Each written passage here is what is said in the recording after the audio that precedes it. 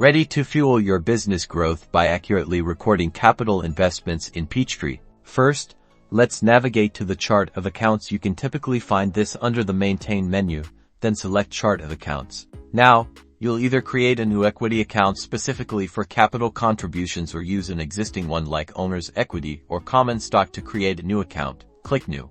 In the Account ID field, enter a unique identifier for your new account, for example, 3100, then give it a descriptive name like Capital Contributions John Doe. Make sure the account type is set to equity. This is crucial for accurate financial reporting. Click Save to create the account now. Go to Tasks, then General Journal Entry. In the Journal Entry window, enter the date of the capital contribution in the first line.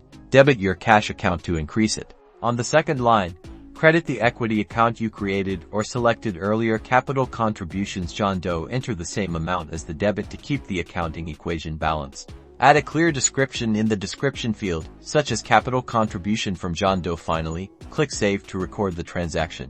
Congratulations! You've successfully recorded a capital contribution in Peachtree, accurately reflecting the investment in your company. Don't forget to consult with an accounting professional for personalized advice.